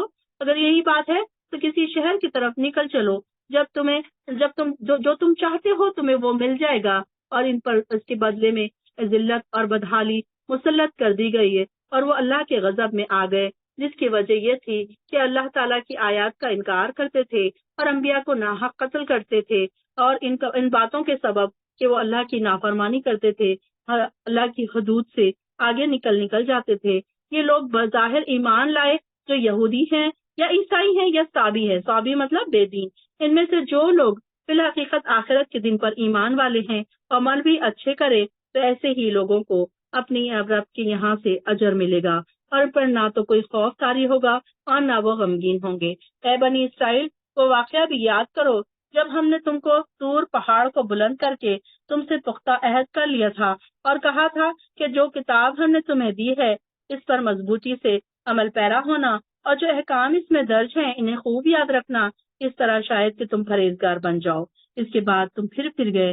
اگر اللہ کا فضل اور اس کی رحمت تمہارے شامل حال نہ ہوتی تو تم نقصان اٹھانے والوں میں سے ہو جاتے. اور تم اپنے ان لوگوں کو بھی خوب جانتے ہو جنہوں نے ہفتے کے دن چھٹی منانے کے قانون کے بارے میں زیادتی کی تھی، لہٰذا ہم نے ان سے کہا بندر بن جاؤ تم. یعنی کہ یہ جو ہفتے والا جو دن تھا تو ان لوگوں کے لیے اہم دن تھا، جیسے ہمارے لیے جمعے کا دن ہے. تو ہفتے کے دن ان کو کیا کہا گیا تھا کہ ہفتے کے دن مچھلیاں نہ پکڑیں، کوئی کام نہ کریں، بلکہ اس دن عبادت کرنے کے لیے خاص کر دیا گیا تھا. تو انہوں نے کیا کیا پھر کہ تعویلیں کی، اور اس دن انہوں نے کیا اس دن خاص طور سے اللہ تعالیٰ کی آزمائش کے لیے مچھلیاں بہت زیادہ آ جاتی تھی. تو انہوں نے کیا کہ سمندر کے کنارے پر انہوں نے اپنے چھوٹے چھوٹے سے انہوں نے ایک گڑھے بنا دیے جس میں مچھلیاں آتی تھیں. تو وہ اچک کر جب آتی تھی تو اس میں جمع ہو جاتی تھی، اور وہ پھر کیا کرتے تھے دوسرے دن جا کر وہ مچھلیوں کو پکڑ لیتے تھے. تو اس طریقے سے انہوں نے اکیلے بہانے سے مچھلیاں پکڑنا شروع کی. تو اللہ تعالیٰ نے ان سے کیا کہا کہ تم بن جاؤ بندر ذلیل، تم پر دھتکار پڑتی رہے. یعنی کہ ان پر ایسا عذاب نازل ہوا کہ وہ اپنے گھروں میں پڑے بندروں کی شکل کے بن گئے. جب وہ صبح اٹھ کے گھروں سے نکلے تو ایک دوسرے کو دیکھ کر چلانے اور چیخنے لگے کہ سب کی شکلیں بندروں کی بن چکی تھی. پھر ہم نے ان واقعے کو ان لوگوں کے لیے بھی عبرت بنا دیا جو اس وقت موجود تھے، اور اس لیے بھی جو بعد میں آئیں گے، اور اسے ڈرنے والوں کے لیے نصیحت بنا دیا. اور جب موسیٰ علیہ السلام نے اپنی قوم سے کہا اللہ تمہیں ایک گائے ذبح کرنے کا حکم دیتا ہے تو موسیٰ سے کہنے لگے کیا تو ہم سے دل لگی کرتا ہے؟ موسیٰ نے جواب دیا میں اس بات سے اللہ کی پناہ چاہتا ہوں کہ جاہلوں کی بات کروں. اب یہ گائے ذبح کرنے کا حکم کیوں دیا گیا تھا کہ ایک بنی اسرائیل میں قتل ہو گیا تھا، ایک بھتیجے نے اپنے چچا کا قتل کر دیا تھا، اور کیا کیا تھا کہ وہاں پر اس نے ایک کسی نیک انسان کے گھر کے سامنے اس کی لاش کو رکھ کر چلا گیا. تو بعد میں کیا ہوا کہ لوگ پریشان ہونے لگے کہ یہ اتنا نیک انسان ہے، اس نے کیسے قتل کر دیا. اب وہ بھی پریشان ہوا، موسیٰ علیہ السلام کے پاس آیا. تو پھر اب موسیٰ علیہ السلام نے جب اللہ تعالیٰ سے پوچھا تو اللہ تعالیٰ نے کیا کہا کہ ایک گائے ذبح کرو، اور وہ گائے کا ایک ٹکڑا لے جا کر اس مقتول پر قاتل پر لگاؤ، یا وہ مردہ انسان پر لگاؤ. تو پھر وہ کیا کرے گا، وہ زندہ ہو کر اپنے مقتول کا نام بتا دے گا. وہ کہنے لگے موسیٰ اپنے پروردگار سے درخواست کیجیے کہ وہ ہم پر واضح کر دے کہ وہ گائے کیسی ہونی چاہیے. اب جب ان سے گائے ذبح کرنے کے لیے کہا گیا تو انہوں نے اس میں اتنی کوشچنز کر ڈالے کہ وہ ان کے لیے ہی مشکل ہو گیا. موسیٰ نے انہیں جواب دیا اللہ تعالیٰ فرماتا ہے کہ وہ گائے ایسی ہونی چاہیے جو نہ تو بوڑھی ہو نہ بچیا ہو، یعنی کہ بلکہ درمیانی عمر کی ہو، یعنی کہ جوان ہو. لہٰذا تمہیں حکم جو دیا جا رہا ہے اس پر عمل کرو. پھر وہ کہنے لگے موسیٰ اپنے پروردگار سے درخواست کیجیے کہ وہ ہمارے لیے اس کی رنگ کی بھی وضاحت کر دے. موسیٰ علیہ السلام نے کہا اللہ تعالیٰ فرماتا ہے اسے شوخ رنگ یا زرد رنگ کی ہو، ایسے شوخ اور زرد رنگ کی، شوخ مطلب اٹریکٹیو کلر والی، اور گولڈن یلو کلر کی جو دیکھنے والوں کے دل کو خوش کر دے. وہ کہنے لگے موسیٰ ہمارے لیے اس گائے کی مزید وضاحت کی درخواست کیجیے کیونکہ ایسی گائے تو بہت زیادہ ہیں، ہم نہیں سمجھ سک رہے ہیں کہ وہ گائے کیسی ہو. اگر اللہ نے چاہا تو ہم ضرور اس کا پتہ لگا لیں گے. موسیٰ نے کہا وہ گائے ایسی ہونی چاہیے جس سے خدمت نہ لی جائے، جو نہ تو زمین جوتتی ہو اور نہ کھیتی کو پانی پلاتی ہو، صحیح و سالم اور اس میں کوئی داغ نہ ہو. وہ کہنے لگے موسیٰ اب تم نے ٹھیک ٹھیک پتہ بتا دیا. اب اس کے بعد انہوں نے گائے ذبح کی جبکہ معلوم ایسا ہو رہا تھا کہ وہ کام نہیں کریں گے. اب جب انہوں نے اتنے سارے کوشچن کیے تو ان کو وہ گائے ڈھونڈنا ان کے لیے بڑا ہی مشکل ہو گیا، اور جب انہیں ایک جگہ وہ گائے ملی تو پھر ان کو وہ منہ مانگے داموں پر وہ گائے ان سے خریدنا پڑی۔ اور اے بنی اسرائیل، وہ واقعہ بھی یاد کرو جب تم نے ایک آدمی کو مار ڈالا، پھر تم یہ الزام ایک دوسرے کے سر تھوپ کر جھگڑا کر رہے تھے۔ جو کچھ تم چھپانا چاہتے تھے اسے ظاہر کرنے والا اللہ تھا۔ تو ہم نے حکم دیا کہ ذبح شدہ گائے کے گوشت کا ایک ٹکڑا مقتول کی لاش پر مارو، اور چنانچہ مقتول نے بول کر اپنے قاتل کا پتہ بتا دیا۔ اللہ تعالیٰ نے اس طرح مردوں کو زندہ کرے گا اور تمہیں اپنی نشانیاں دکھاتا ہے اللہ تعالیٰ، تاکہ تم سمجھو۔ ایسی واضح نشانیاں دیکھنے کے بعد بھی تمہارے دل سخت ہو گئے، اتنے سخت جیسے پتھر ہوں یا ان سے بھی سخت تر، کیونکہ پتھروں میں سے تو کچھ ایسے پتھر بھی ہوتے ہیں کہ جو ان سے نہریں پھوٹ پر نکلتی ہیں، اور کچھ ایسے جو پھٹ جاتے ہیں تو ان میں سے پانی نکلنے لگتا ہے، اور کچھ ایسے جو اللہ کے ڈر سے لرز پڑتے ہیں۔ تو یہاں پر پتھروں کی قصت قلوبکم، پتھروں کی 3 قسمیں یہاں پر بتائی گئی ہیں کہ یہ کون کون سے۔ یہاں پر پتھر سے کیا مراد ہے؟ لوگوں کے دل، یعنی کہ لوگوں کے دل کیسے ہیں؟ اتنے سخت ہے کوئی لوگوں کے دل کہ ان کے اندر نہ کوئی بات جاتی ہے اور نہ کوئی بات ان کی نکلتی ہے۔ تو یہ کچھ لوگوں کے دل ایسے ہے کہ وہ پتھر کی طرح ہے، لیکن جب کوئی ایمان کی بات ان کے اندر جاتی ہے تو وہ فوراً پھوٹ پڑتے ہیں، ان کی آنکھوں سے آنسو بہہ نکلتے ہیں اور وہ اللہ کے آگے جھک جاتے ہیں، گر جاتے ہیں۔ تو یہاں پر ایسے دلوں کی بات بیان کی جا رہی ہے کہ ایسے الگ الگ قسم کے لوگوں کے دل ہیں کہ جو کچھ لوگ ایسے سخت دل ہیں، چاہے آپ انہیں کتنا بھی ڈرائیں ان کے اوپر کوئی اثر نہیں ہوتا، اور کچھ ایسے مضبوط دل کے بھی ہوتے ہیں، لیکن ان کے سامنے جب اللہ کی بات سنائی جائے، اللہ کی رحمتیں یا اللہ کے عذاب سنائے جائیں تو وہ فوراً اللہ تعالیٰ کی ڈر سے رو پڑتے ہیں۔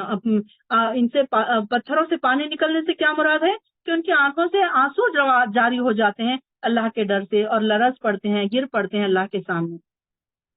مسلمانوں، کیا تم ان یہود سے یہ توقع رکھتے ہو کہ تمہاری خاطر ایمان لائیں گے؟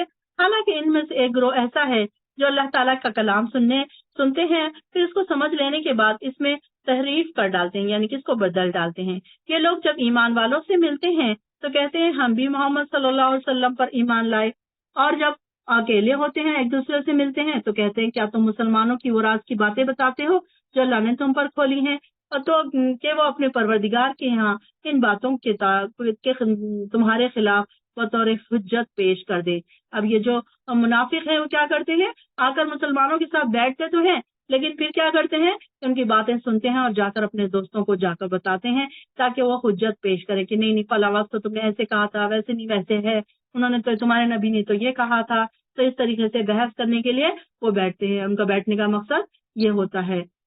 تمہیں کچھ بھی عقل نہیں رہی؟ کیا وہ یہود یہ نہیں جانتے کہ اللہ تعالیٰ ہر چیز کو جانتا ہے، وہ جسے وہ چھپاتے ہیں اور جسے وہ ظاہر کرتے ہیں؟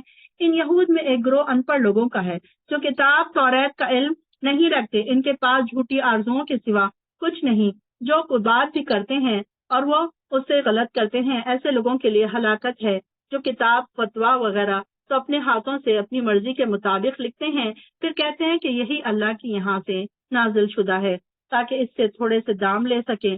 ان کے ہاتھ کی تحریر بھی ان کے لیے بربادی کا سامان ہے، اور ان کی یہ کمائی بھی ان کے لیے ہلاکت کا سامان ہے۔ وہ یہ بھی کہتے ہیں کہ گنتی کے چند دن کے سوا دوزخ کی آگ ہمیں نہ چھوئے گی۔ یہودیوں کا کیا خیال ہے کہ ہم نے 40 دن بچڑے کی پوجا کی تھی، اس لیے ہم بس 40 دن ہی دوزخ کی آگ میں جلیں گے، باقی تو ہم اللہ کے چہیتے ہیں، ہم نبیوں کی اولاد ہیں، اس لیے ہم کیا ہوں گے؟ جنتی ہی ہیں۔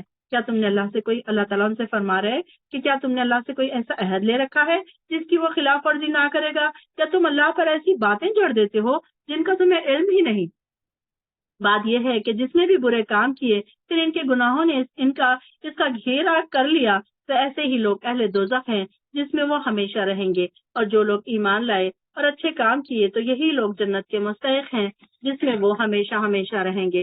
اور وہ وقت بھی یاد کرو جب ہم نے بنی اسرائیل سے پکا وعدہ لیا تھا اور تم لوگ اللہ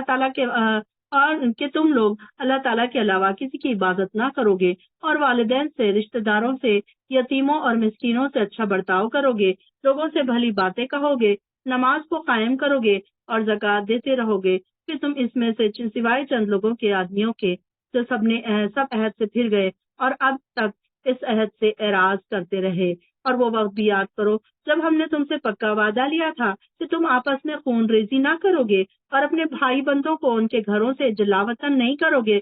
پھر تم نے ان باتوں کا اقرار کیا تھا اور اس چیز کی تم خود گواہی بھی دیتے ہو۔ پھر تم وہ لوگ ہو جو اپنوں کو قتل کرتے ہو اور اپنے ہی لوگوں میں سے کچھ لوگوں کو ان کے گھروں سے جلا وطن کر دیتے ہو اور ظلم و زیادتی کے خلاف چڑھ چڑھ کر آتے ہو، اور اگر لوگ قیدی بن کر آئیں تو ان کا فدیہ دے کر انہیں چھڑا لیتے ہو، حالانکہ ان کا نکالنا ہی تم پر حرام تھا۔ کیا تم محض کتاب کے بعض احکام مانتے ہو اور بعض کا انکار کر دیتے ہو؟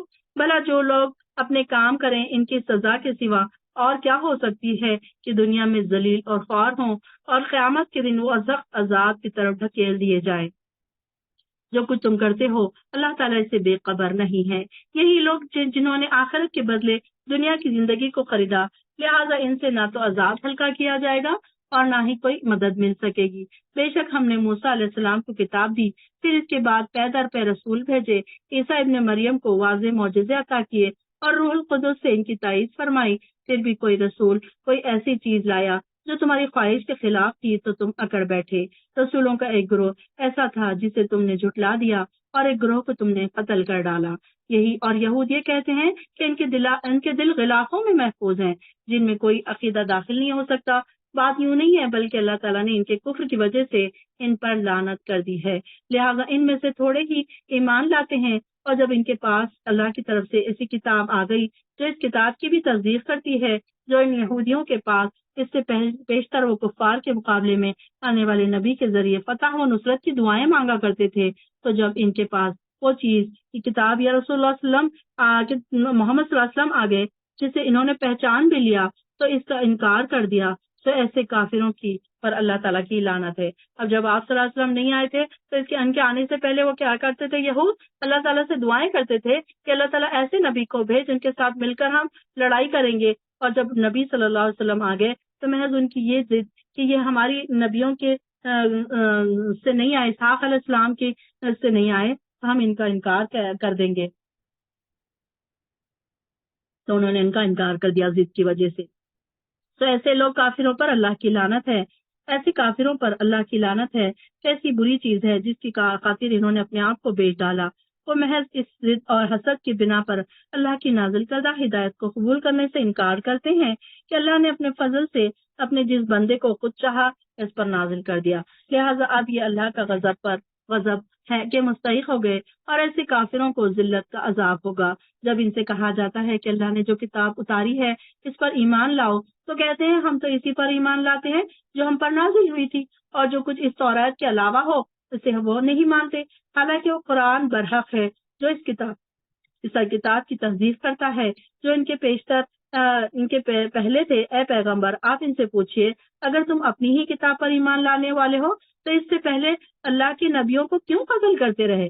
تمہارے پاس موسیٰ علیہ السلام کیسے واضح معجزے لے کر آئے تھے، پھر تم نے ان کی موجودگی میں بچڑے کو کیوں معبود بنا لیا، اور تم ہی تو ہو ظالم لوگ۔ اور وہ واقعہ بھی یاد کرو جب ہم نے طور پہاڑ کو ہم نے تمہارے اوپر کھڑا کر دیا اور تم سے وعدہ لیا اور حکم دیا کہ جو کتاب تمہیں دی جا رہی ہے اسے مضبوطی سے پکڑنا، اس کے احکام غور سے سننا، اور تمہارے اسلاف کہنے لگے کہ ہم نے یہ حکم سنا اور دین میں کہا ہم مانیں گے ہی نہیں۔ یعنی کہ یہ جب کوہ طور پر گئے تھے موسیٰ علیہ السلام کے ساتھ تو یہ کیا کر رہے تھے کہ انکار کر رہے تھے، توریت کا انکار کر رہے تھے، تو اللہ تعالیٰ نے فرشتوں نے کیا کیا تھا؟ کوہ طور کو ان کے اوپر کھڑا کر دیا اور کہا کہ اب بتاؤ کہ کیا تم اس بات کو مانتے ہو؟ تو وہ اس طریقے سے دیکھتے تھے پہاڑ کی طرف اور کہتے تھے کہ ہاں ہم ایمان لائے، لیکن دل میں کیا کہتے تھے کہ ہم ایمان نہیں لائے۔ سمعنا وعصینا کہتے تھے، یعنی ہم نے سنا اور ہم نے انکار کر دیا۔ ان کی اسی کفر کی وجہ سے بچڑے کی محبت ان کے دلوں میں ڈال دی گئی۔ آپ ان سے کہیے اگر تم مومن ہو تو تمہارا یہ ایمان تمہیں کیسی بری باتوں کا حکم دیتا ہے؟ آپ انہوں یہود سے کہیے آخرت کا گھر دوسرے تمام لوگوں کو چھوڑ کر صرف تمہارے لیے مخصوص ہے، اور اگر تم اپنے اس دعوے میں سچے ہو تو مرنے اور مر کر فوراً حاصل کرنے کی آرزو تو کر کے بھی دکھاؤ۔ اب یہ جو یہود تھے تو ان کی کیا تھا ان کا کہنا کہ آخرت کا جو گھر ہے ہمارے لیے ہے کیونکہ ہم نبیوں کی اولاد ہے، تو ان سے کہا جا رہا ہے کہ اگر ایسا ہے تو تم موت کی تمنا کر کے دکھاؤ اور ان کے بارے میں کہا جا رہا ہے کہ ایسے لوگ ہیں کہ وہ موت کی تمنا کبھی نہیں کریں گے، یہ لوگ ایسی آرزویں کبھی نہیں کریں گے۔ وجہ یہ ہے کہ جو گناہوں کے کام انہوں نے وہاں کیے ہیں، آگے بھیجے ہوئے ہیں، انہیں ان کا علم ہے۔ اللہ تو ایسے ظالموں کو خوب جانتا ہے، اور حقیقت حال اس کے بالکل برعکس ہے۔ آپ انہیں زندہ رہنے کے لیے سب لوگوں سے زیادہ حریص پائیں گے، ان لوگوں سے بھی زیادہ حریص جو مشرک ہیں۔ ان میں سے تو ہر شخص یہ چاہتا ہے کہ اسے 1000 سال کی عمر ملے، اگر اسے اتنی عمر مل بھی جائے تو وہ اسے عذاب سے نہ بچا سکے گا۔ یعنی کہ اب کوئی اگر انسان 1000 سال بھی دنیا میں رہے گا تو جانا تو اس کو اللہ تعالیٰ کی پاس ہی ہے، اور اپنے کیے ہوئے کا بدلہ تو اس کو لینا ہی لینا ہے، اور اللہ تعالیٰ خوب دیکھنے والا ہے جو وہ یہ کام کر رہے ہیں۔ آیت نمبر ہمارا 96 چل رہا ہے۔ اور آپ ان یہودیوں سے کہہ دیجئے جو شخص جبرائیل کا دشمن ہے، اسے معلوم ہونا چاہیے کہ جبرائیل ہی نے تو اس قرآن کے اللہ کے حکم سے آپ کے دل پر اتارا ہے، جو اپنے سے پہلی کتابوں کی تصدیق کرتا ہے، اور ان میں مومنوں کے لیے ہدایت اور کامیابی کی خوشخبری ہے۔ جو شخص اللہ کا اور اس کے فرشتوں کا اور اس کے رسولوں کا، جبرائیل کا اور میکائیل کا دشمن ہو، تو بلا شبہ اللہ تعالیٰ خود ایسے کافروں کا دشمن ہے۔ یعنی کہ یہ لوگ کیا کرتے تھے؟ جبرائیل علیہ السلام کو اپنا دشمن سمجھتے تھے۔ کیوں؟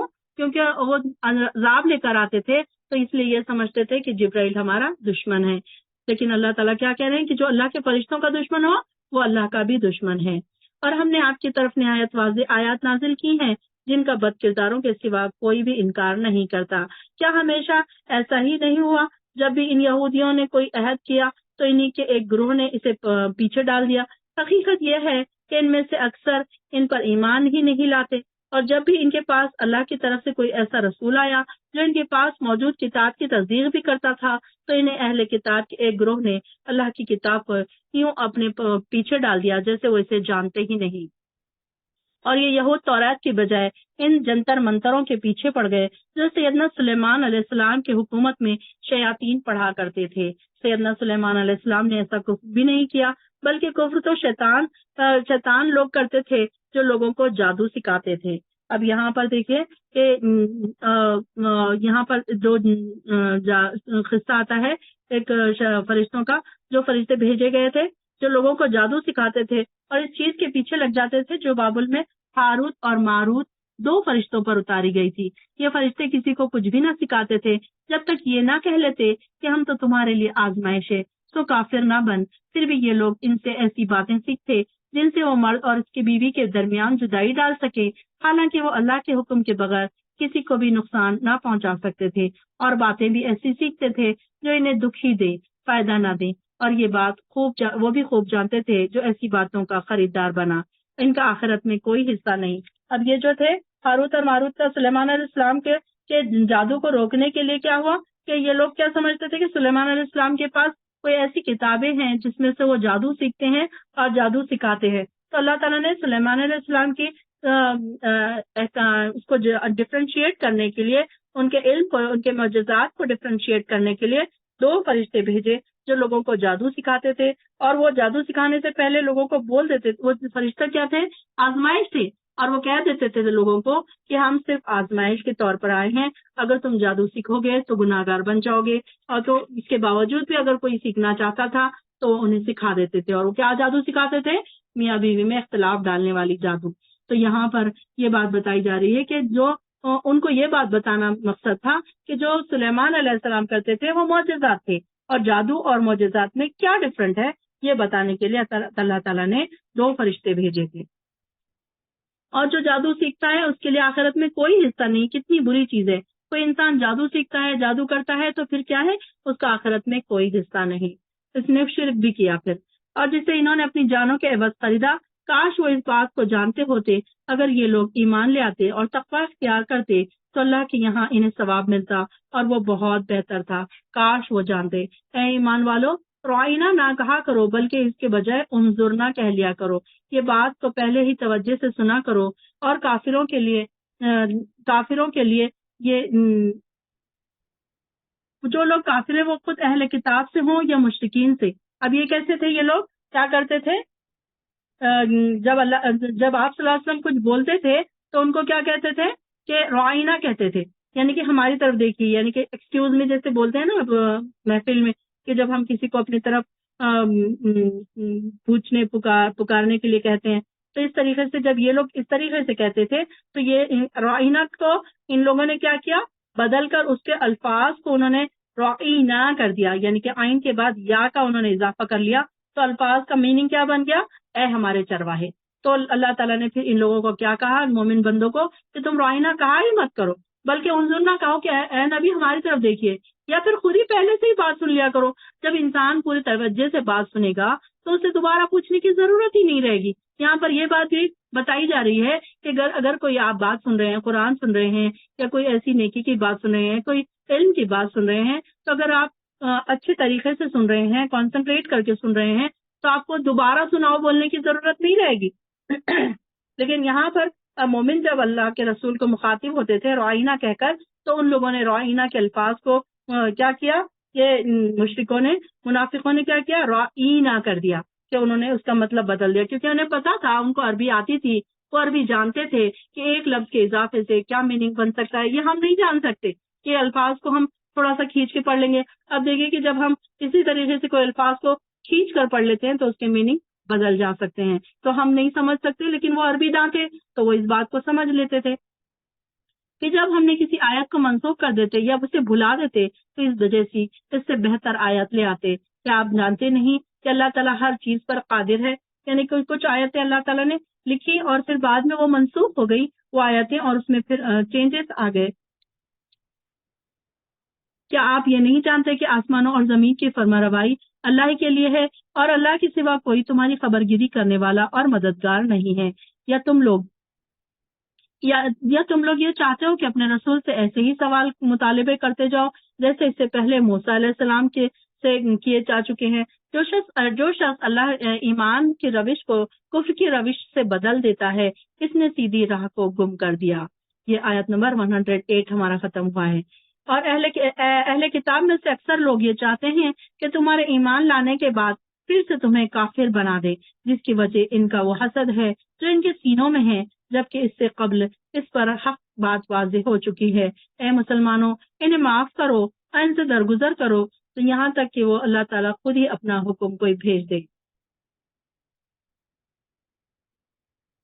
اور نماز قائم کرو اور زکوٰۃ ادا کرتے رہو, اور اپنے لیے جو کچھ بھی تم نیکی کا کام کرو گے, جو آگے بھیجو گے, انہیں اللہ کے یہاں پالو گے, اور جو کام تم کرو گے بے شک اللہ تعالیٰ سب کچھ دیکھ رہا ہے.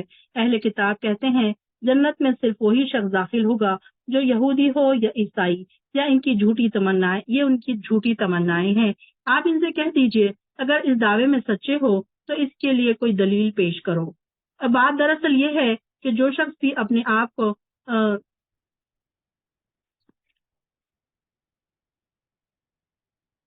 اگر اس دعوے میں سچے ہوں تو اس کے لیے کوئی دلیل پیش کرو. بات دراصل یہ ہے کہ جو شخص اب بھی اپنے آپ کو اللہ کا فرما بردار بنا دے وہ نیکوکار بھی ہو, اور اس کا اجر اس کے رب کے یہاں اسے ضرور ملے گا. ایسے لوگوں کو نہ کوئی خوف ہوگا اور نہ وہ غمگین ہوں گے. میرا خیال ہے کہ ہم یہاں تک آج بس کرتے ہیں. ثلاثہ تک ہمارا ہو گیا ہے, 112 تک, ثلاثے کے بعد والا رکوع تک ہمارا ہوا ہے. انشاءاللہ تھوڑا سا اس کا آگے کا ہم کل کنٹینیو کر لیں گے. وآخر دعوانا الحمد للہ رب العالمین. السلام علیکم ورحمۃ اللہ وبرکاتہ.